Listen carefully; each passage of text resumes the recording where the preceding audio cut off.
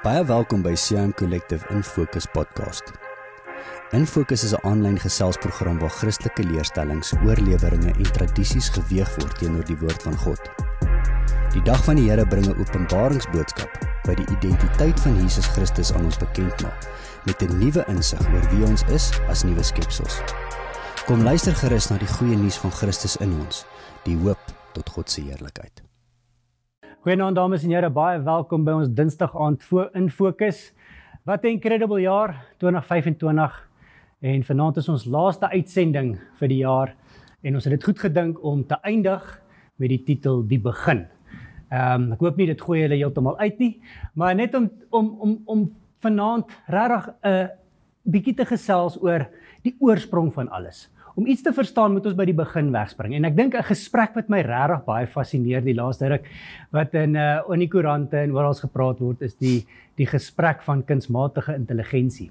Jy weet, want mense, as hulle praat oor kunsmatige intelligensie, sê heeltyd, die grootste ding wat hulle voor bang is dat ons oorspronklikheid gesteel gaan word.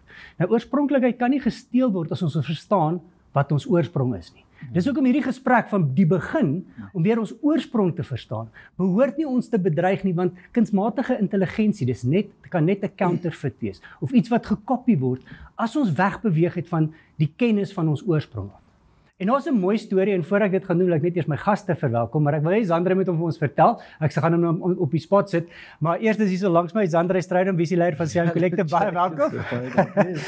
Ja, dit is my lekker om jou hier so te hê. Ja. Niels, baie welkom hierso. Dankie Jake, dankie Sandra. Ja, toe jy vir die titel gee, toe dink ek dadelik aan 'n spesifieke storie, want ons almal ken die storie van Genesis 1 en die begin en die oorsprong van dit. Maar daar was 'n incredible storie wat jy vertel van Johannes in The Chosen. Ja. Wat toe hy daar sit in The Chosen in een van die episodes, toe vra hulle hom, waar moet ons begin skryf? En ek wil graag hê jy moet wegspring vir ons met daardie storie, om net vir ons 'n idee te gee van hoe belangrik dit is om op die regte plek te begin wanneer ons 'n verhaal wil vertel en verstaan wie ons is. Ja. En ek dink daai storie is mooi, jy vertel hom so baie. So ja. Ek dink nie jy sal sukkel om te vertel. Ek is net bang, jy weet hoe kan ek 'n movie vertel? Jy weet, ja. Ek is bang ek vat 'n halfuur vir ons intro. Ag, dis okay. Maar ja, ek dink wat vir my besonder is die gedeelte van dit speel af in season 2 of seisoen 2 se begin, die eerste episode van seisoen 2. En seisoen 1 se heel laaste episode is waar Jesus en sy apostels of sy disippels uiteindelik in Samaria aankom. Ja. En hy vir die eerste keer eintlik in die publiek begin optree. Ek dink hier en daar het hy 'n paar wonders en tekens gedoen, maar hy was nog nie van plan om in die publiek op te tree. Sy eerste publieke in die stad in groot crusade, as hy dit so wil sê, is by Samaria. Ja. En is daai werk in Samaria, wat toe nou uiteindelik Nasaret so klein bietjie weer oopsluit, want ons almal weet 'n profeet word nie geken in sy eie huisdorp nie. Jesus het daar groot geword, so aanvanklik kon Jesus min dinge, hy kon nie baie wonders en tekens doen of baie preke preek daar nie, want hulle het hom geken, hulle het saam met hom groot geword. Ja, dit was te familiar vir. Ja, hulle het hom geken. Uit die aard van die saak, toe gaan hy Samaria toe, en die werk in Samaria sluit toe baie deure vir hom oop, in 'n klomp plekke in Israel, of daar rondom Jerusalem en oral waar hy toe nou bedien het. Maar dit het my onbeskryflik baie bedien, die gesprek oor seisoen 2 se episode 1 waar dit begin, oor Johannes wat die disipel is wat op die bors gelê het van Jesus. Maar as ons kyk na die 4 evangelies, Matteus, Markus, Lukas en dan Johannes, dan sien ons dat elkeen speel 'n unieke narratief of het 'n unieke narratief oor hoe hulle die koms van Christus wat Jesus kom bring het, kom openbaar het, om ons te skuif van Adam oor deur die kruis, uiteindelik om ons almal wedergeboorte in Christus te gee. Elkeen se narratief verskil 'n bietjie, maar al 3, Matteus, Markus en Lukas, vertel die historical account. Die gebeurtenisse. Ja. Johannes is baie gefokus op die openbaring en wat in diep gesprekke tussen hom en Jesus aangegaan het. En Johannes teken ook baie unieke en spesifieke wonders en tekens op. Anders as die ander drie. Ja, en skryf eintlik oor die laaste 6 maande van Jesus se lewe. Die heel eerste wonderwerk waaroor hy skryf is die gedeelte waar water in wyn verander. By die bruilof, ja, en dan is die disippels al eintlik daar. Ek weet The Chosen beeld dit nou dalk al aan die begin uit, maar as ons nou kyk na Lukas se historiese kronologiese volg, dan sien ons daai gedeelte speel dalk eers 'n bietjie later af en Jesus, al die disippels is daar en dan Johannes, hy sit en dan het hy hierdie onderhoude met al die mense wat naby aan Jesus was. Ja. Selfs Jesus se ma, wat toe nou eintlik sy ma geword het by die kruis. Jesus het mos nou gesê, luister, vat jy nou vir Johannes oor en jy, Johannes, jy submit nou aan Maria. Ek dink omdat Jesus maar geweet het hoe goed sy was om te kyk na 'n gesalfde van die Here en ook Jesus het geweet dat van al die disippels gaan Johannes dalk die naaste aan sy hart na sy ma kyk. Ja. Maar die gesprek speel af oor waar hy sê, nee, luister, Matteus sal oor hierdie goeie skryf, of daai gaan oor hierdie goeie skryf. Hulle wil oor wonderwerke skryf, en hulle wil, kom ons begin by hierdie plek. Wat sê die skrif hiervan, en sê hy, hy los daai goeders vir Matteus, en dan, ewe skielik dan begin The Chosen se seisoen 2, en dan speel dit die verhaal af in Samaria, en die dinge wat daar gebeur, en hoe Jesus vir hulle probeer verduidelik, hy gaan vir hulle autoriteit en krag gee, om vir God te werk in die aarde te doen. En Jesus, hy gaan deur hierdie hele verhaal saam met hulle, hy stap 'n pad met hulle, om hulle te verduidelik hoe werk gesag. Ja. En dat gesag wil dit wat dit aanstel, bekragtig, maar vir 'n spesifieke rede. En vir 'n doel. Vir 'n spesifieke rede, en as jy nie weet wat jy met hierdie krag moet doen nie, dan kan jou gesag dit nie aan jou toevertrou nie.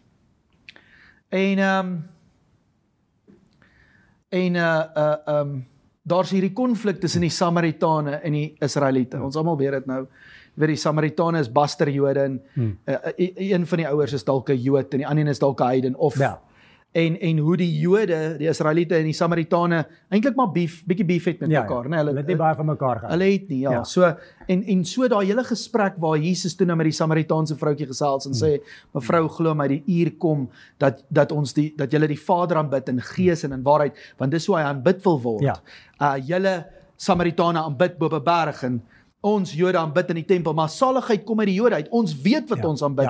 Julle weet nog nie heeltemal wat julle aanbid nie. God het al vir jare in ons ingebou. Julle kennis is beperk, maar daar gaan 'n uur kom. Hy sê, kom ons los hierdie verdeeldheid. Daar kom 'n uur dat die ware aanbidders die Vader gaan aanbid in gees en in waarheid, want hy wil hê hulle moet hom so kan aanbid. En dit genees haar toe nou, en sy doen hierdie werk, sy los haar waterkanne daar, sy hardloop in die stad en sy word hierdie waterkan. Wat eintlik in die stad ingaan en mense se dors begin les, omdat hy haar dors geles het, en iewes skielik sluit die hele stad oop. Maar omdat sy dan gaan eintlik weer submit het aan haar man. Sy was mos nou al getroud, mos met haar 5de man, maar sy bly toe al by haar 6de man, en sy wil eintlik vir haar man vra, hoor, gee my 'n skeybrief. Ek wil nie meer hier wees nie, die man sê dit werk nie so nie. Net ek kan vir jou 'n skeybrief gee. Jy is eintlik my regterhand, en jy's eintlik my vrou. Jy's onder my gesag, so jy's eintlik aangestel, ek moet eintlik vir jou krag kan gee, dat jy namens ons huise werk kan doen. Die stad het daai vrou nie herken nie, die vrouens het haar nie herken nie, want sy was onder gesag uit. So sy moes alles op haar eie doen, en sy was alleen. Sy was alleen, en Jesus kom genees toe haar, en hoe die gesprek my eintlik altyd bedien het is, ek kan jou wet, die eerste persoon na wie toe sy gehardloop het is haar man, om te gaan regmaak, om weer onder gesag in te skuif, en toe sluit die vrouens oop om haar getuienis te hoor, toe sluit die stad op, en ewe skielik kan Jesus en die apostels of die disippels daarin ingaan. Ons sien dan aan die einde van die episode, die plek waar hulle almal slaap, waar Jesus toe nou hierdie gesprek met Johannes en Jakobus het, is binne in die huis van hierdie vroutjie, wat sy en haar man is toe een, en sy is toe onder sy gesag weer in. Waar hierdie krag in die huis toe nou opsluit, en hierdie gesprek vind plaas, nee. Want net 'n rukkie voor dit, wou die Samaritane eintlik Jesus aanval met klippe gooi en spoeg, en Johannes en Jakobus sê toe vir Jesus, luister, gee vir ons, sê die woord, en dan spreek ons, en die vuur kom uit die hemel uit, en dan verteer hulle. En Jesus sê, julle sal die krag van God gebruik, om uit die hemel uit geroep te word, om mense te verteer, wat 'n bietjie met julle gestoei het, en nie van my hou nie. So, die gesprek uit die aard van die saak, speelt af waar Jesus vir hulle verduidelik, dat julle kan nie die krag so gebruik, Ja. want dis nie hoe die hemel, dis nie hoe die hemel of hoe God hierdie krag vir ons gegee het om die aarde te verdeel en te verwoes en te verbrand nie, maar om te versoen. Ja. Om weer een te maak, een onder God se gesag en een met mekaar. Ja. En hulle gaan toe deur hierdie lang pad wat hulle toe nou met Jesus stap, en Jesus genees toe ou, nie fisies terwyl hy daar is nie.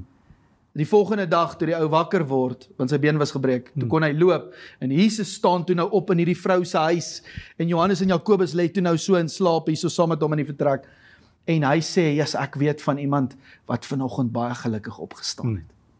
En Johannes sê vir hom, "Wie?" Hy sê, hy wys toe nou die ou wat kan loop. Johannes sê, "Wat? Kan jy hierdie goeders doen sonder dat jy fisies daar is, deur om net die woord te spreek?" Ja. Jesus sê vir hom, "Ja, jy gaan dit ook kan doen en nog groter dinge. Ja. Maar jy gaan eers moet verstaan hoe werk gesag. Ek gaan vir jou meer krag gee as dit. Ja. Eers verstaan hoe werk gesag." En die verhaal eindig toe nou by die eerste sinagoge wat toe nou vir Jesus toegelaat het om te preek, was toe nou die Samaritane, wat net die eerste 5 boeke of die Torah, die Genesis, Exodus, Levitikus, Numeri en Deuteronomium, in hulle tempel lees, en hier's die tempelpriester bring vir Jesus in, of die hoëpriester, hy bring vir Jesus in, of die priester, en hy sê, jy kan kies een van die 5 boeke, hy sê, sal jy asseblief vir my disipel Johannes gaan haal, en hy gaan haal vir Johannes kom, en Jesus sê vir hom, "Sjoe, net 5 boeke, dis al wat hulle lees, so klein en beperk." Hy sê vir hom, "Johannes, waar moet ons begin?" Jesus sê eers, moet ons begin by Sodom en Gomorra, en hoe die hemel, vuur uit die hemel uitgekom het en dit verteer het, en hy begin gegil, want hy verstaan dit nou wat Jesus sê, en Jesus sê, of miskien waar die aarde oopgeskeer het, en die mense by Moses hulle verteer het, toe hulle teen hom in opstand, hy sê, okay, Jesus, I get the point, Ja. Hy sê, okay, dis goed, want onthou, eintlik die gesprek is, jy gaan nou weer vir my reg, een van die dae gaan ek nie meer wees nie, en dan gaan jy moet oorvat, en dan moet ek, omdat jy onder my gesag is, gaan ek krag vir jou moet gee, en jy gaan die dinge moet doen wat ek sou gedoen het, en nog groter dinge, maar dan moet jy dit doen, soos wat ek het sou doen, onder hierdie gesag uit die hemel uit. Ek kan nie dit buite die hemel, ek kan dit nie vir myself gebruik nie. Anders gaan die gesag, vir my eie vraag. Hoe ek dit wil doen nie, en hy sê toe vir hom, so waar moet ons begin? En hy sê vir hom, well, I've always liked the beginning. Jesus sê, so let's start at the beginning. In the beginning, God created the heavens and the earth. En dan stop hy verhaal, en dis asof die boodskap eintlik sê, dat alle krag, wat God gee in die aarde, vir sy kerk, is om onder die gesag, 'n stuk aarde te wees, onder die gesag van die hemele, om dit te gebruik, om 'n hemel en 'n aarde een te maak. En dit bedien my uit die aard van die saak geweldig maar baie. die mooi deel van my was jare later, toe hy nou moes skryf, dan toe hulle nou vir hom moes nou vra, waar gaan ons begin, Johannes? Toe gee almal moes nou hulle, begin hier, begin daar, van al die mooi wonderwerke, en toe onthou Johannes, toe sê hy, kom ons begin by die begin. En as jy Johannes lees, dan sê hy, in die begin was die woord. En dit was die woord. Want dis waar, hy dit by Jesus gekry oor, die woord het geskep. Maar die akkurate woord vanuit die hemel. Dis hy. Die hemel wil die aarde toevertrou met die woord, om te kan skep. En ek dink, ons eerste skepping met Adam het nie 'n kans gehad om te kan reg skep nie, want dit het eintlik uit kennis van goed en kwaad geskep, nê. Toe sou Jesus 'n prys betaal om eintlik aan ons wedergeboorte te gee, om uiteindelik vir God weer 'n nuwe hemel en 'n nuwe aarde te skep. Maar ons kan nie skep as dit nie uit die woord uit is. Dis deur die woord wat ons skep. En dis wat Jesus se gesprek toe met hulle was. Daar sal 'n tyd kom dat julle net die woord spreek, maar dit moet die woord onder julle gesag wees.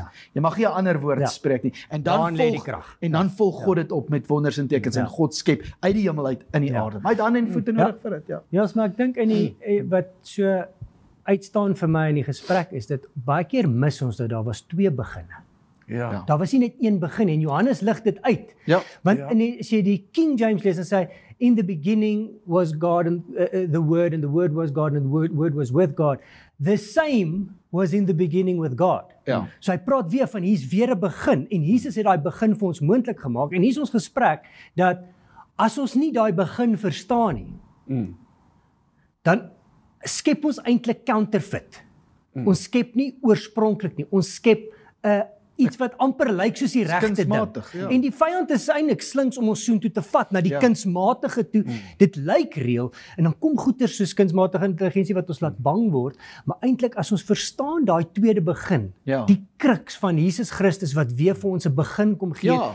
uit Adam uit wat dit opgemors het en die tweede Adam wat Ja, dit kom toe sy weer regstel. 'n Adam. Toe sy weer 'n Adam. Ek dink jy het dit nou die dag ook mooi gesê toe jy met hierdie gesprek met my het oor hierdie ding wat so diep in jou hart wat op hierdie stadium in jou gees stir oor die kunsmatige intelligensie is dat as jy die twee woordjies opbreek, kuns plus matig, dis matig. Dis matig. Daar's 'n matigheid, 'n lougheid. 'n lou, 'n grys. Daar's 'n lougheid in Dis dit. in die middel. Daar's 'n comfort. Dis nie warm of koud Ja. nie.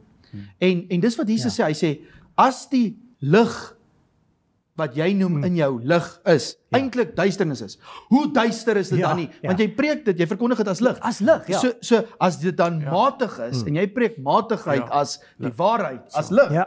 dan het ons 'n baie groot probleem. Dis eintlik waar die woord heerlikheid vanaf kom, nê. Dis die Here se ligheid wat moet geopenbaar word, nê. Ja.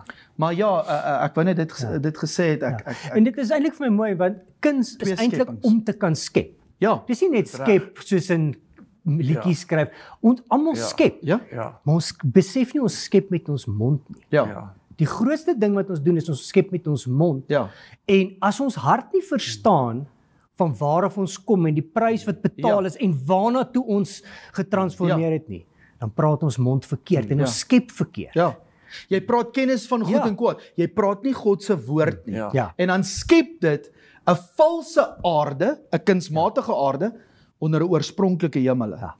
Nee, terwyl God eintlik 'n hemel en 'n aarde, twee dimensies wou skep wat vir mekaar gemaak is. Die aarde is eintlik 'n dimensie, 'n fisiese dimensie, 'n fisiese realm wat die hemelse realm moet beklee. Ja. Maar ek dink jy lig die gesprek verskriklik mooi uit, is dat ons kykers vanaand moet besef dat die Bybel sê Jesus is die tweede Adam. Ja. En met 'n Adam is dit weer 'n oorsprong, 'n Dis 'n begin. oorsprong, ja. Dis 'n oorsprong. En almal wat dan weergebore word oorspronklik weer in Christus gebore, een met God, sodat ons hier in die aardse realm weer kan skep met die woord wat in die hemel aangaan, as ons onder gesag kan funksioneer. Die probleem vandag met die kerk, as gevolg van die vyand se deception, dit wat klink soos waarheid, maar binne in die kerk lê, nê. So met ander woorde, mense sit hulle geloof in ander kennis wat voorkom as waarheid, maar dis eintlik kunsmatig. Die probleem met dit is, ons skep ander woorde. Ja. En dit skep nie noodwendig die hemel en die aarde of die koninkryk van God soos dit is in die hemele, so ook in die aarde nie. Maar ek dink jy lig dit verskriklik mooi uit en ek dink dis iets regtig vir die kykers om oor na te dink. Is dat Johannes 1 eintlik vir ons wys, die disipel wat op Jesus se bors gelê, probeer eintlik vir ons sê hoekom was Jesus hier, dat hy eintlik weer vir God 'n nuwe begin gegee het, nuwe mensdom, almal wat weergebore is. Hy het vir daai ene betaal. Ja. Yes, hy het dan Klaar weggevat. gemaak. Ja, as een gesterf het, het almal gesterf, sodat die wat lewe nou 'n tweede keer lewe, nie meer vir hulle self moet lewe nie. So dit moenie hulle woorde wees wat uit hulle mond uit. Hulle moenie hulle eie goed skep nie. Hulle moet nie iets kunsmatig skep of fake of 'n kopie. Ja. They need to create the origin again. Die oorspronklike plan kan nou weer geskep word en daarom eindig die Bybel met 'n nuwe hemel en 'n nuwe aarde. Ja. Ja. Maar ek wil net noem, die mens, dis verskriklik belangrik dat die mens moet verstaan, hy's 'n sleutelfiguur in die aardse realm, soos wat God die sleutelfiguur is uit die hemelse realm. En as ons onder daai gesag kan inskuif en die woord wat in die hemel is, gaan in die aarde en deur ons monde, dan kan mense weer begin glo, want geloof kom deur die hoor en deur die hoor van die woord van God. Ons het nie onsself geskep nie. Ja. Ons moes nooit iets anders gepraat het as die een woord wat uit die hemel uitkom. Ja. As die geloof min is, beteken dit die woord van God Is min. is min. Baie mooi. Ja. Is waar? Ja. Ja, is kosbaar. Ja, baie mooi. Ek dink vanoggend het toe ons in ons vergadering iets genoem wat ek dink vir my verskriklik uitgestaan het is ons almal dink baie vinnig heerskappy as 'n mens hier op aarde en ons het dinge waaroor ons heers. Ja. Maar toe jy weer Genesis 1:26 lees en ons besef daar's eers 'n beeld en gelykenis wat ons moet verstaan. Ja, Nou baie mooi. die groot werk van Jesus Christus Niels was juis om die beeld en gelykenis van God in die aarde weer te kom te herstel en dat ons kan die toegang hê om dit weer te kan verkry. En ek dink dis baie keer wat ons mis. Die werk van Jesus Christus het weer daai beeld van wie God is en wat ons moet doen, het hy kom herstel. En daarom is die begin so belangrik. As ons nie wegspring by daai plek Ja, baie mooi. dan begin ons net te heers op ons eie en ons noem dit, ons bou kerke en ons doen crusades en ons noem dit heerskappy, maar nie uit die beeld en gelykenis waarvoor Jesus weer betaal het. Jy is 100% reg. Ja. Ek dink Niels, dis so mooi wat Jake sê, want en ek dink jy's nou seker die ou wat die meeste kan getuig daarvan, want as gevolg van jou agtergrond met so baie verskillende konservatiewe of charismatiese denominasies is die feit dat ons maak die kruis gaan oor redding of oor om hemel toe te gaan, terwyl die kruis eintlik weer God se plan was om die oorsprong te herstel in ons. So ons is nie gepanelbeat en dan bly ons dieselfde en ons word weergebore. Daar kainos, brand new, never existed before, brand spanking new, as 'n nuwe skepsel, sodat as ons kan volwasse word en dit ons eintlik 'n skepping kan bou, want 'n skepsel bou 'n skepping, bou habitat, en ek dink dis van kardinale belang, dat ons die oorsprong moet verstaan van die storie, andersins raak die kruis baie verskillende definisies en konteks, terwyl dit eintlik God se Passover was van mensdom om weer 'n tweede Adam te word, sodat ons uiteindelik weer onder gesag kan inskuif en die woord uit die hemel uit in die aarde weer kan leef. Van God 'n hemel en 'n aarde.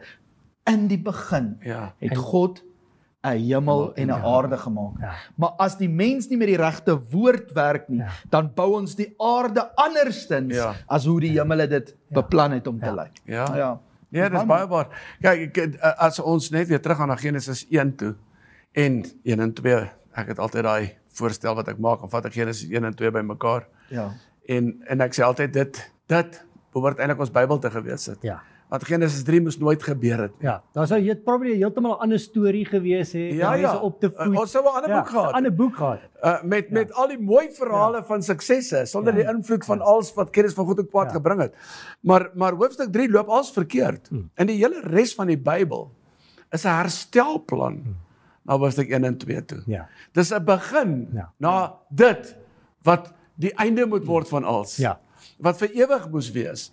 En dis my kosbaar, jy weet, as ons nou kyk na Genesis 1:26, laat ons mense maak na ons beeld en na ons gelykenis, en daar was net 2. En nooit weer nie. Tot en met Jesus Christus, net 2. Net 2. Net 2. Kain was al klaar gebore in sonde. En ek meen nie klein sonde nie, maak sy broer dood, nê? Klaar geskei van God. In sonde ontvang en gebore. Tot en met Jesus Christus was daar nog nooit weer die beeld van God nie. Nooit weer. Daarom skryf Johannes, juis in Johannes 1, die seun in die boesem van die Vader verklaar weer die Vader. Ons kan weer die beeld en die gelykenis van die Vader sien. En dan uit daai werk uit, om ons geloof binne in daai woord te sit, word ons weer 'n woord uit die hemel. En word ons weer daai openbaring van wat ons moes wees. En dan kan die herstel van die skepping nou weer kom, wat saam met die verval gekom het met die kennis van goed en kwaad. Ek dink, Jake, sorry, ek wil net iets sê. Ek dink ons moet besef, ons is houers met 'n skat in ons. Nee, en as daai skat kan volwasse word of oopgesluit word, en ons kan met die woord werk, ek dink jy het nou 'n verskriklike mooi ding gesê wat ons nie net moet oorkyk nie. Johannes 1 sê, niemand het al ooit die Vader gesien nie. Want die Vader is in 'n ander dimensie. Reg. Hy's in die geesdimensie, hy's in die hemelse dimensie, ons Vader wat in die hemele is, Ja. nee, Reg. laat U, en ek dink, as die mens as 'n houertjie, Ja. nie uit Adam kon kom en in Christus kom nie, herstelgeregtigheid is nie, en die regte woord leef nie in ons nie, Ja. konnekteer ons nie die hemelse realm en die aardse realm met mekaar nie. So dit vat moeite vir die kerk om weer in die boesem van die Vader te kom, om te hoor, wat is die woord Ja. in die mooi. Vader se hart? Laat ons daai woord hier in hierdie realm kan spreek, want niemand het al ooit die Vader gesien nie. Ja. Hulle sien die Vader as die seuns van God, Ja. die woord spreek. En nie ons eie woord nie, want dis wat Jesus vir Johannes en Jakobus probeer leer in The dis die Chosen. myne. Ja. Ek kan nie vir julle krag gee as julle wil julle eie woord Ja. gaan promoveer nie. Ja. Jy kan net die Jy kan. woord promoveer wat Ja. uit die hemel uitkom. En vir dit gee ek krag. Ja. En krag sluit weer soos in die hemele, so ook in die aarde ook. So. Ja. So dit is so, ek dink baie ons kan nie net oor dit Ja, jy's skiep reg. dat niemand het al ooit God gesien nie. Ja. En daar ek meen daar is net twee mense in die aarde. Of Adam mense of in Christus Ja. mense. Ja. Adam mense sê Romeine 3:23, almal het gesondig en dit ontbreek hulle aan God se heerlikheid. Ja. Kolossense 1:27 sê Christus nou in hierdie mense die hoop op God se heerlikheid. Ja. So ons word weergebore uit 'n nuwe saad uit en as ons dit kan verstaan en ons verstaan die oorsprong Ja. en ons raak weer oorspronklik as 'n spesies wat God gemaak het, ons moet wees. Dan as ons die woord spreek, is daar 'n kuns. Daar's 'n kuns wat uit ons Daar's uitkom. 'n kuns. Waardeur God dan 'n krag toepas uit 'n dimensie uit in 'n ander dimensie, want ons moenie vergeet nie. Ja. In die begin Ja. het God die hemel en die aarde. Hy het twee dimensies vir mekaar gemaak. Ja. Ja. Jy weet, en Baie as mooi. ek kyk na die Baie wêreld, mooi. nou daar's so 'n groot geveg vir oorspronklikheid en ons celebrate so baie kuns of werke wat wegbeweeg van sisteme af en losbreek en rebelleer en hulle probeer iets unieks doen die hele tyd. Want die wysheid van God is eintlik as jy volg en jouself onderwerp Baie mooi. en die een ding doen, kan ek oorspronklikheid uit jou oopsluit dat jy dit nie hoef te forceer nie. Pragtig. Baie mooi gesê. Verstaan, so ons forceer oorspronklikheid en ons celebrate die rebellie van oorspronklikheid. Ja, Maar eintlik lê die wysheid van oorspronklikheid om net onder die gesag te submit en te volg in die voetspore van Jesus Christus. Baie mooi. Want dit is nie net hy wat die Vader moet openbaar nie. Ja. Dit is vir ons ook. Verseker. Ja. Die seuns van God openbaar weer die Vader. Ja. Baie mooi. Ons almal word dan 'n woord, ons almal word lewe en lig. Baie mooi. Reg. 100% goed gesê. En dis vir ons sukkel met die oorsprong, want ons wil lei. ons eie net dit toe aan Jesus Ja. wat die Vader kan openbaar en dan wil ons lei op ons eie. Presies. Want ons verstaan nie wie ons is nie. Ek dink jy het nou iets verskriklik mooi gesê. Weet jy, vir ons as mens, ons word so lank groot in sonde en in minderwaardigheid dat ons partykeer in die kerk met alle respek moet ons 'n bietjie die gat oor kop mentaliteit adapt. Ja. Want goed is eintlik gat oor kop gedraai. Ja, so ons moet dit Ons moet probeer andersom dink. Ja. Met ander woorde, wat jy nou gesê het is 100% waar. Die mens het nie homself geskep nie. Ja. So die mens kan nie homself lei nie. Dis onmoontlik, want ons is nie ons eie God nie. Ja. Ons is God wat ons geskep het se beeld en gelykenis. Dit beteken ons mag nie eintlik onsself lei nie, want ons is sy beeld en sy gelykenis. Ja. So die beste manier om te lei soos Jesus is om Is om te te volg. volg. Jesus sê die woorde wat ek spreek is nie myne nie. As die mense gesê het hulle when they marvel. ja, die bergpredikasie. Dis amazing. They marvel. Ja. Dan sê hy dis nie ek nie. Ja. Dis nie my woorde, dis die Vader se. Hoe het jy hierdie gedoen? Dis nie my werke nie. Ja. Dis die Vader wat dit in en deur my doen. So Jesus kom wys vir ons eintlik hoe Adam sou operate as hy nooit gesondig het nie. Ja. Hy sou nooit sy eie woorde gewees het nie. Hy sou nooit sy eie werke gewees het nie. So ons sou oral gelees het van die woord wat God aan iemand toevertrou het en die werke wat daar uitgekom het. Want ons moes nooit onsself gelei het nie. En ek weet dit klink so bietjie soos 'n gat oor kop gesprek of stelling om te maak, maar eintlik die beste manier vir ons om te lei, die beste weergawe van ons is wanneer ons ten volle kan submit en ons kan volg. Ja. As seuns van God volg ons, die aarde volg die hemele, seuns van God volg die Vader, en soos hy die woord in ons deponeer, en ons spreek net daai woord, ewe skielik begin ons lei. Dis hoe ons moes lei, want Jesus het so gelei. Ja, baie mooi. dis hoe ons begin heers. Baie Dis hoe mooi, ons begin dominion hê. Ja. Uit dit uit kan ons weer multiply. Nie uit onsself uit nie, baie mooi. Ja. Ons is die beeld en die gelykenis eers van iemand en dan mag ons heers. Ja. Heerskappy was nie eers gegee sodat ons 'n beeld en gelykenis kan wees nie. Ja. Baie mense dink hulle stap in 'n vergadering in of stap in 'n plek in of stap in die huis in en onmiddellik wil hulle heers. Want ons is so ingestel. Ja. Ons doel is om na heerskappy toe te gaan. Ja. Maar eers nadat ons die beeld en die gelykenis van God is. Ja. Ons was nie gemaak om heerskappy te wees sonder die beeld en gelykenis van God nie. Baie mense heers en dan bou dit in hulle 'n beeld en 'n gelykenis en dan sê hulle, kyk net hoe awesome geseënd is ek. Ja. Maar dan lyk dit niks in die aarde soos wat dit in die hemel lyk nie en dan word ons weer gemislei. Ja. Ja. Baie mooi gesê, hoor. Ja. Uitstekend gesê. Ja, Ja, is baie nee, so nou die volgende ding wat ek bietjie oor wil gesels is in die oorsprong van of hierdie tweede begin met die tweede Adam. Johannes skryf ook 'n volgende gedeelte in Johannes 3 van toe Nikodemus Jesus kom sien het oor wedergeboorte. Ja. En dat ons moet besef ons is heel eerste 'n geesskepsel. Ja. Baie van ons, omdat ons nie ons oorsprong verstaan nie, besef nie ons wedergeboorte is 'n geeswedergeboorte. Ja. En ons gaan nie weer terug in ons in die baarmoeder in en ons word weer gebore. Ja. Dis die gesprek gewees. Ja. Hier is 'n geestelike ding wat gebeur Ja. met ons. Maar ons, omdat ons dit misverstaan, funksioneer ons nog steeds van vlees af deur siel en dan probeer gees ook bietjie daarin werk. Ja. Hoe belangrik is die opvoeding vir ons om ons self as 'n geesmens te kan verstaan en te leer ken? Ja, nee, dis so belangrik. Dis so belangrik. Ek dink van ons groot probleem wat ons het, Jake, ek wil net eers weer daar begin is ons het wedergeboorte. Ek sê dit met respek, maar ons het wedergeboorte 'n baie goedkoop ding gemaak. 'n Baie rituele ding. Ja, en 'n ding wat oor en oor en oor gebeur. Ja, Nee, jy verloor dit dan kry dit weer. Ons Verloor het net nie openbaring daaroor. Jy's reg. Mooi, Ons mooi. het nie openbaring daaroor Ja. nie. En dan word ek 'n kind van die Here en ek het nie openbaring nie. So ek gaan weer uitkniel, ek gaan weer my hart vir die Here gee, ek gaan weer deur die proses en ek het nooit ontwikkel ek nie. Ja. Dis die een probleem. Tweede probleem is ons word nooit opgevoed in die verstaan van wie hierdie nuwe skepsel binne in my is nie.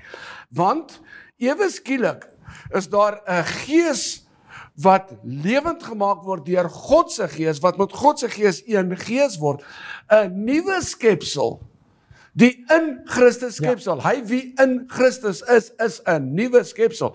Dis nie my vleis nie. Dis nie vlees en bloed nie. Vlees en bloed kan nie koninkryk van God beerwe nie. Dis hierdie geeswese binne in my. Ja. En daai geeswese is die beeld en die gelykenis van God.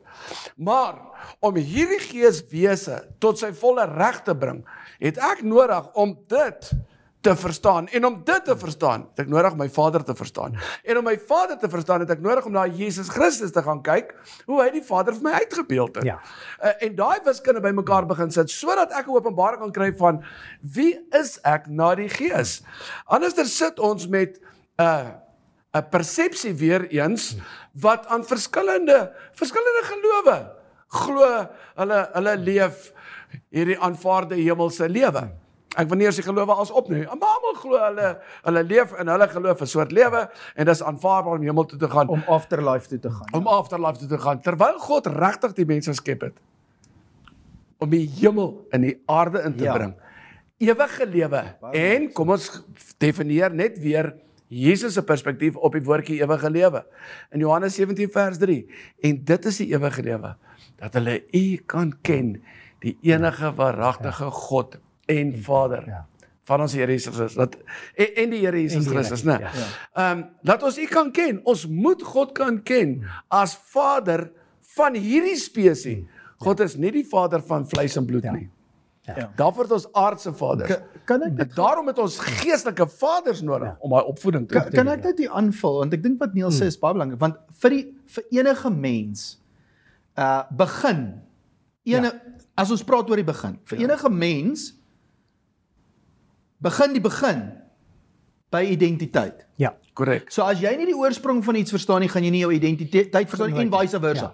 So jy moet Dan jou gaan alles counterfeit wees. Daar's hy. So jy moet jou identiteit verstaan. Nou, iemand het dit mooi gesê en ek wil dit net weer vanaand sê. Ons is geeste. Ons is geesmense. Ja. Want ons Vader is gees. Reg. Met 'n siel in 'n liggaam. Ja. Baie mense verstaan nie dat toe Adam sterf, toe Adam van die vrug eet, want hy het die opdrag gekry. Eva het nie die opdrag gekry nie. Yep. Verstaan jy? So, God kon nog werk met haar eet. Ja. Hulle het nog nie Daar kon geval nog nie. ietsie gebeur het. Ja. Maar Adam toe hy eet, want hy was aangestel. Ja. Toe gaan hy as geeswese onmiddellik dood. Ja. Onmiddellik is daar skeiding in die gees tussen God en hom en tussen die hemele en die aarde. Reg. Hy het nog steeds sy siel en sy liggaam gehad.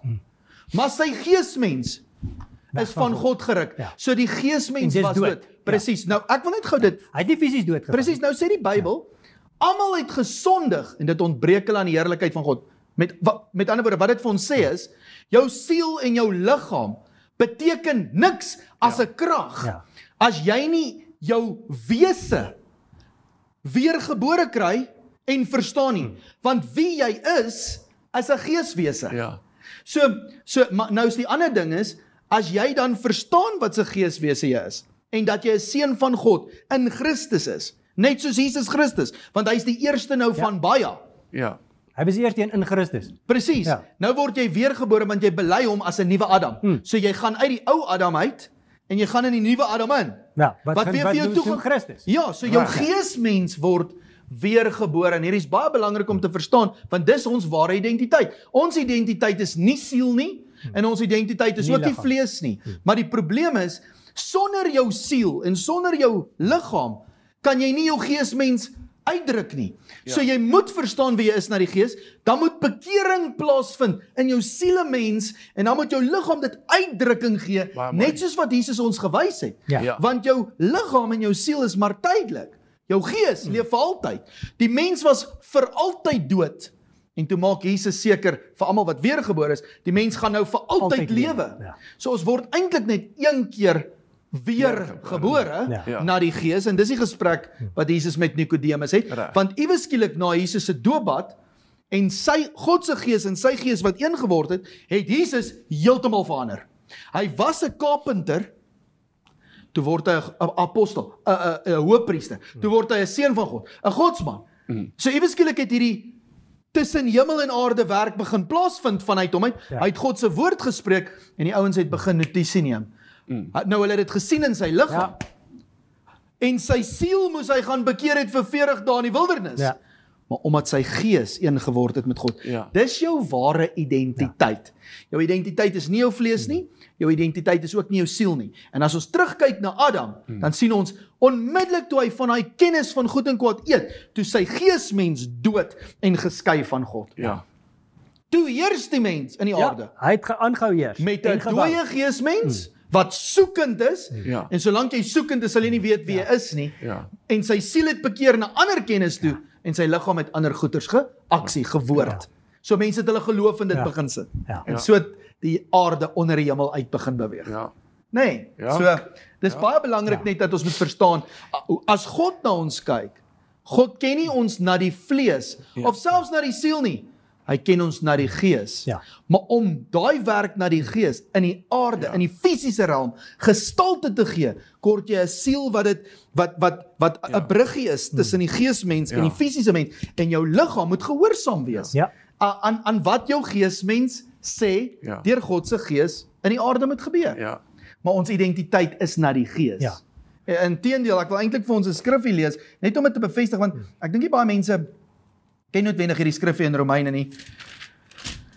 Niels, daai skrif is in Romeine 11, nê? Nee. Hy sê hierso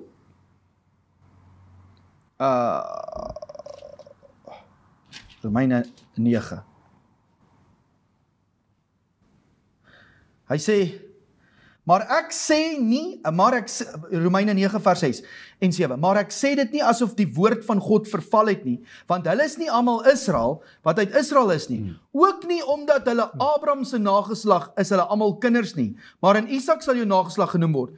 Dit wil sê, nie hulle is kinders van God, wat die kinders van die vlees is nie, maar die kinders van die belofte word gereken as die nageslag. Ja. So vlees is nie kinders van God nie. Reg. Of jy nou 'n Jood was en of jy 'n Griek was.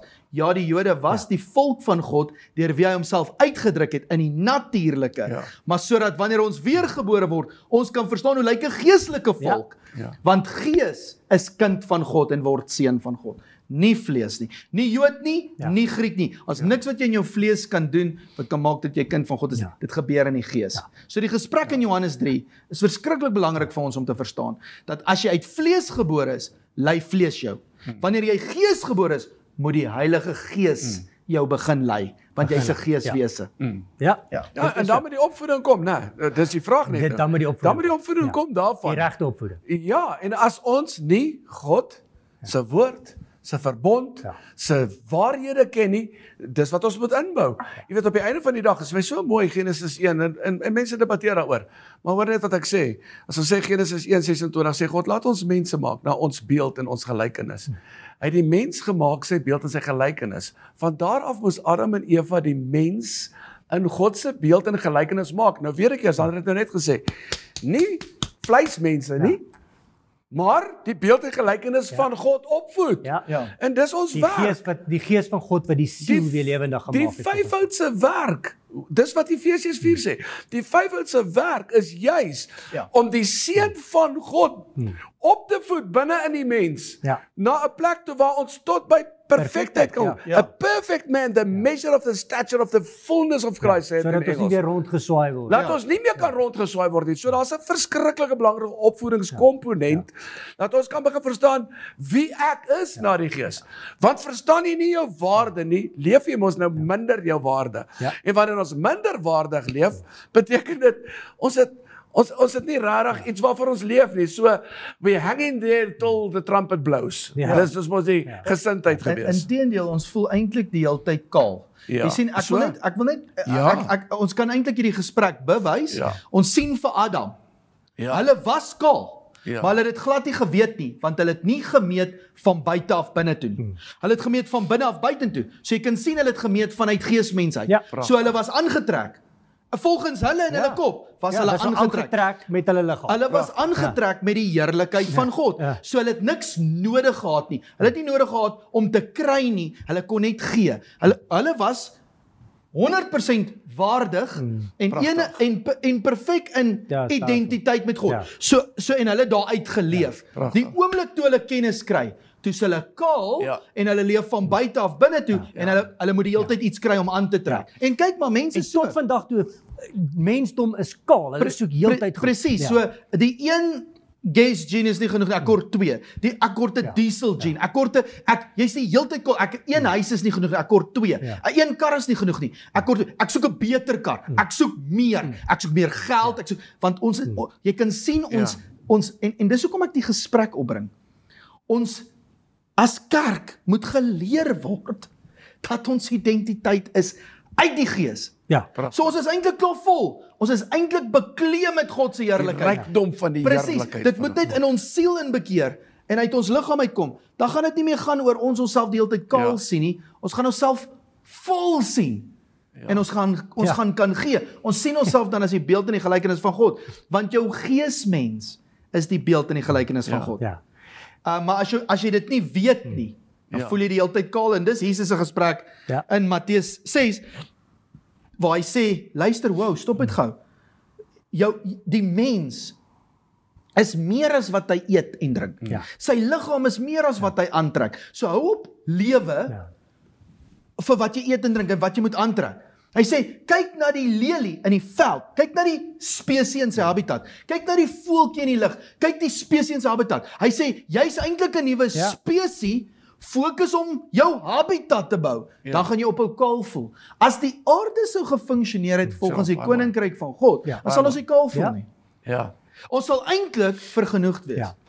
As ons honger en dors na geregtigheid is, na die oorsprong van hoe God dit, the state as it ought to be, daai plek waar God weer dit oorspronklik beplan het, gaan ons nie weer honger en 'n dors nie, want dan is ons gevul.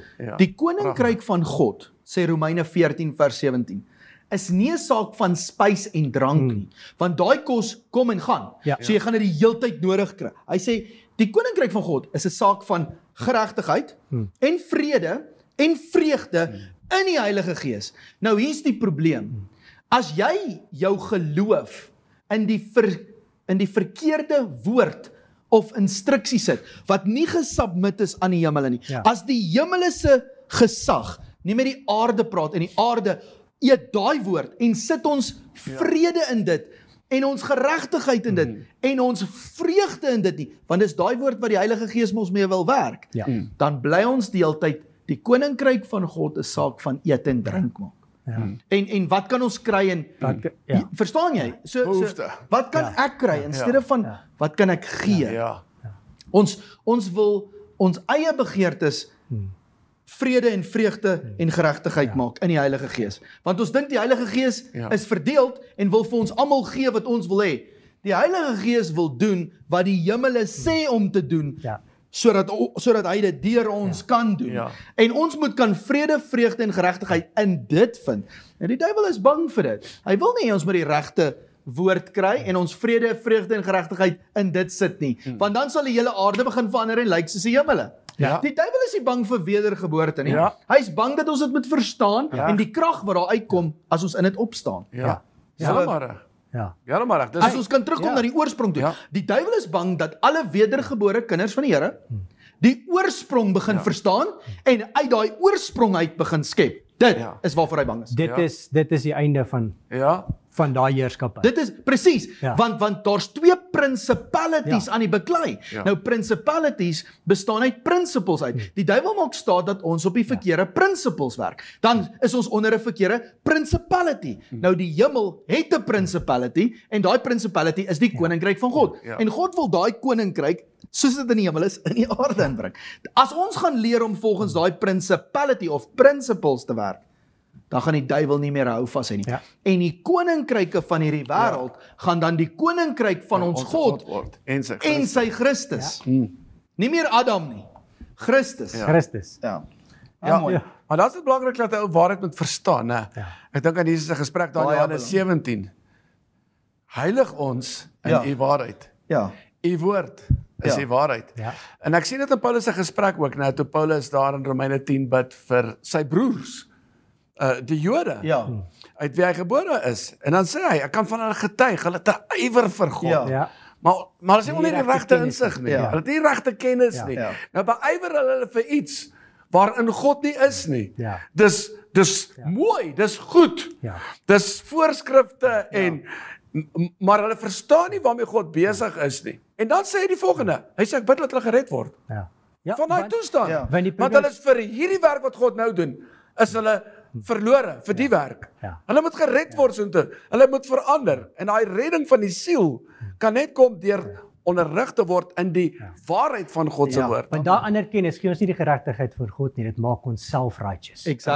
En dis ons grootste probleem. Net soos die Jode het baie van die kerk vandag vasgevang geraak in godsdienstige rituele. Dit lyk op die oog af asof hulle in eenheid is met God. Maar dis nie besig om die hemel in die aarde in te bring nie. So met ander woorde, ons kan vanaand en ek sluit myself nie uit by hierdie gesprek nie, want ons is die kerk. En dan sê ek nie ek sê die kerk in sy breë. Dan kan ons van onsself sê, Jesus, ons kan getuig van onsself, ons is vol ywer, maar sonder die regte insig. Want as die regte opvoeding ons oprig, sal dit soos in die hemele, so ook in die aarde. Ons sal met dieselfde woord begin werk, soos wat Jesus vir Johannes en Jakobus verduidelik, julle gaan nog groter werke doen as ek, as julle met die woord werk, want die krag lê in die woord. So jou gesag uit die hemel uit, want die hemel is hoër as die aarde. God is hoër as die mense. Die hemele moet met die aarde kan praat. Hoofkantoor moet met al hierdie ambassades kan kommunikeer. God moet kan kommunikeer met sy seuns, sodat hulle die familiebesigheid hier in die aarde kan uitrol soos wat hy dit doen in die hemele. Maar so daar's net een woord, een gesag, een invloed. En as daai woord in ons is, dan begin ons die koninkryk van God in hierdie aarde inbou. Andersins kan ons van onsself ook sê met 54,000 verskillende Christelike denominasies, die kerk het ongelukkig besmet geword, besoedel geword met godsdienstige oorleweringe en tradisies, rituele. Dit lyk heilig. Dit lyk gelowig, maar as dit was, dit skyn 'n heiligheid, maar dit bring nie die hemel en die aarde in. Dit was Jesus se gesprek in Matteus 16. Julle kan die fisiese tekens beoordeel, maar nie sien wat in die hemel aangaan nie. Jy weet so, Jy weet, as ons as kerk vra vir ander wonders en tekens, as die wonders en tekens wat nou in die seisoen is, dan stel ons die Here ons God eintlik op die proef. Dis wat Jesus wys, toe hy in die woestyn, in die wildernis was. Toe die duiwel vir hom sê, doen hierdie wonders en tekens, jy kan ons. Toe sê Jesus, die Bybel is nie vir my nie, dis vir God. Dis vir God se onthaalwe dat ek hierdie boek moet ken, sodat as hy met my praat, dan doen ek dit. Ek kan nie ander wonders en tekens doen, om nou te wys hoe spring ek van die tempel af, en dan vang die engele my nie, want dan stel ek die Here my God op die proef. Met ander woorde, ek sê vir God, wat is die woord by my, en hy moet dit opvolg met wonders en tekens. Nee, my hoër gesag praat met my, en ek doen daai wonders en tekens. Verstaan jy, die wonders en tekens vloei uit die woord uit. As dieselfde instruksie uit hemel in die aarde floreer, en dit is waarvoor die duiwel bang is. So ons het vasgevang geraak in baie ywer. Ywer, jy sien, Jake, die kerk is propvol, amazing mense. Vol ywer. Geestelike Israeliete. Maar sonder die regte insig, comprehension, begrip. Want die verkeerde definisies en konteks word vir ons geleer. Definisie en konteks bepaal ons begrip. Dit is my so eenvoudig, ek bedoel, ons verstaan dit, jy kan 'n klomp mense bymekaar, kom ons bou 'n kerk. Kyk, as ons nie die insig het oor hoe om die fondasie te lê, die bakstene te lê nie, en dan moet planne wees, en dan moet die regte goeders moet gedoen word van die plekke mekaar, en die mense, daar's dalk fatalities. Ons verstaan dit in die natuurlike. Ons kan nie net begin bou met die plan van die Here, en ding ons doen 'n incredible werk vir die Here, want ons is vol ywer, maar ons bou nie reg. Baie mooi. Vir God is dit baie belangrik dat ons reg bou. Weet jy nee, jy en daarom is die hoeksteen so belangrik. Weet jy sê nou iets verskriklik mooi, 1 Korintiërs 13, kom Paulus, en hy het eintlik 'n baie diep gesprek met die kerk. Hy sê vir hulle, aan die begin, as ons nog soos kinders is, nou ons almal word weergebore, dan is ons nog soos kindertjies. Dan maak ons die plan van die Here oor tale praat. Tale uitlê, profesie, Bybels uitdeel, liefdadigheid, vergifnis, vryspraak.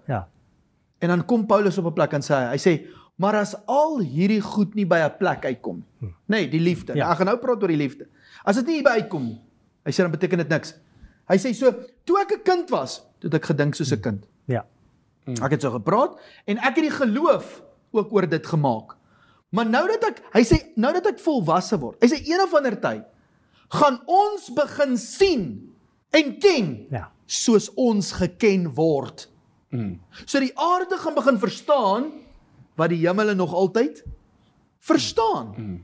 Hy sê, en dan bly net 3 goed oor. 'n geloof, wat 'n hoop oopsluit. So as ons almal in die kerk met dieselfde geloof, die eenheid van die geloof funksioneer, dan sluit dit die hoop wat God gehad het in ons almal oop, om vir die hemele 'n werk in die aarde te doen, wat eintlik liefde is. 1 Johannes 4 vers 17 sê, hierin het die liefde sy doel volkome bereik. Soos hy is, so is ons in hierdie. So liefde, se toppunt, agape, nie phileo of eros nie, agape liefde, is 'n versoeningsliefde, wat alles vertikaal, tussen die hemel en aarde, alles horisontaal, weer onder een geloof intrek. Want dan werk al die hoop saam as 'n liggaam, om een liefde te wees. Dieselfde liefde in die hemele, met 'n plan, 'n oorspronklike purpose, is dieselfde liefde in die aarde. Liefde vind sy krag in mekaar. Nou leef die kerk as 'n vrou, en die bruidegom, God as 'n man, vir dieselfde liefde en purpose. Absoluut, en nie meer kunsmatige liefde nie. Niks meer kunsmatig nie. Ons maak dit nie meer oor onsself. Die eerste liefde, die oorspronklike liefde, die God hom in die begin gedroom het. 100%. In die begin het God die hemel en die aarde gemaak. En ons, jy weet, dis waarvoor God leef. Dis hoekom die Bybel sê, daar kom 'n nuwe hemel en 'n nuwe aarde. God leef vir dit. Ons moet ook, die kerk moet ook eintlik leef. Ons kan nie verby hierdie incredible waarheid toe. God is meesterlik hoe hy alles bymekaar. Kerk leef vir die einde, God leef vir die begin. Dis Die kerk soek net 'n einde. God soek net 'n begin. God soek die begin. God soek die begin. Ek dink hier moet jy net sê Sela, en dat almal net so 'n bietjie gaan dink. Ek stem saam. Niels kom nou goed af. Kom ons sluit af, en dan gaan ek die mense groet, en dan kan ons die jaar mooi afsluit. Vader, baie dankie vir 'n jaar 2025. U stap 'n incredible pad met ons. U is so barmhartig en gee vir ons so baie genade, sodat ons kan opgroei in die kennis van Christus. God, U het so 'n incredible droom wat U koester in die hart oor ons as mense, as ons dit net kan raak sien ons as kerk, en ons self gee vir dit. Deur die eeue heen het U in alles bewys hoe belangrik die mens is en die mens se rol om die heerlikheid in die aarde te kan openbaar. Ja. Elkeen speel 'n rol. Vader, en hier is ons vanaand en ons kom sê ons wil deel wees daarvan. Ja.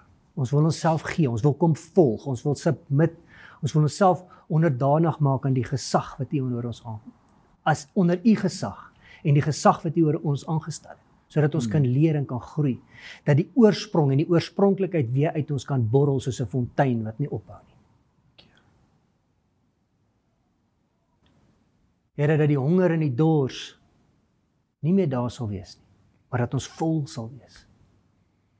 En Here, ons is almal hier nederig dankbaar vir 'n gesprek soos hierdie, dat ons hierdie gesprek met mekaar kan hê namens U. Ja. Om vir die mense te kan wys en te kan leer wie U is en wat in U hart brand. Om weer 'n geloof te verstaan wat 'n hoop oopsluit. Wat ware liefde en eerste liefde weer herstel in die aarde.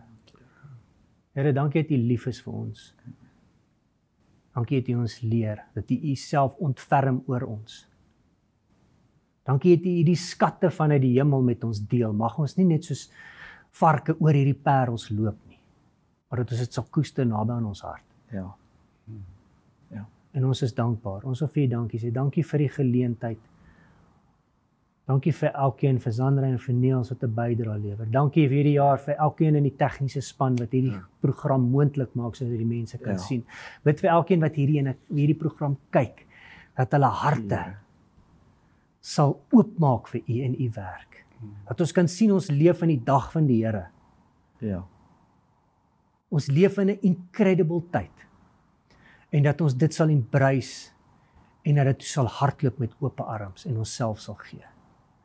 Here, ons kon onderwerp onsself aan U, sodat U weer die oorsprong en die oorspronklikheid in ons kan oopsluit. Dankie. U is die pottebakker en ons is die klei. Ja. Kom vorm en maak ons net soos U wil. En mag ons lewens, ons gedagtes, ons meditasies U altyd verheerlik. Want alle lof behoort aan U. Word verheerlik. Amen. Dankie dat julle saam geluister het. Jy kan ons kontak op infocus@cimcollective.org. En as jy hierdie gesprek geniet het, share dit met jou vriende en druk die subscribe knoppie as jy meer wil hoor. Die tyd is nou. Kom ons trek die skale reg.